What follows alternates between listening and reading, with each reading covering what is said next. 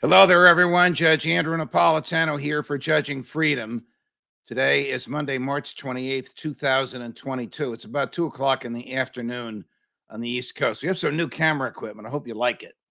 And if you like what I do, like and subscribe. Remember that. Like and subscribe. You all know what that means. President Biden announced this morning, as if to deflect attention from his thoughtless and dangerous ad lib about Vladimir Putin should not stay in power over the weekend, this morning announced a new Billionaires Tax, in which the government will seek to tax 20% of the income of those persons in the United States who are worth $100 billion or more. But that's a lot of money, $100 billion.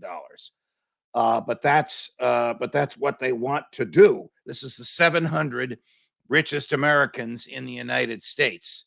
The goal is to generate $36 billion a year in tax revenue to be used to pay down some of the federal government's debt.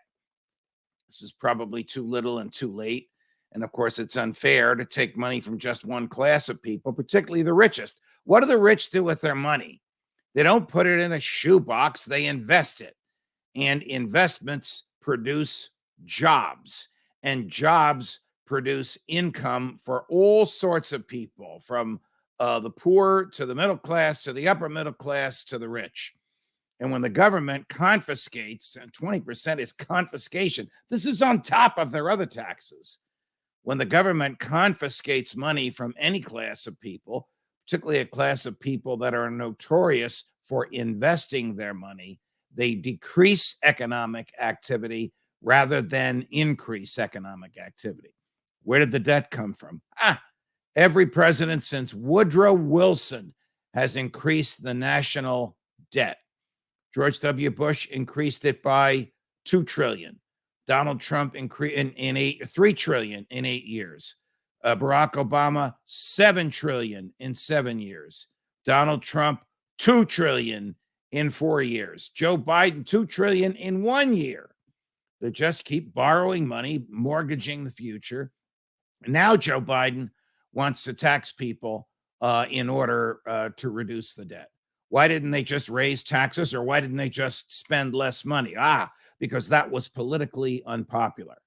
By spending money today and kicking the burden onto a future generation, they avoid political accountability because they won't be in office when it comes time for the future generation to pay for it. Joe Biden, breaking the rules.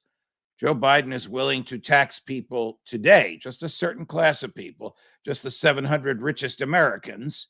Joe Biden is willing to tax just a certain class of people in order to reduce the debt.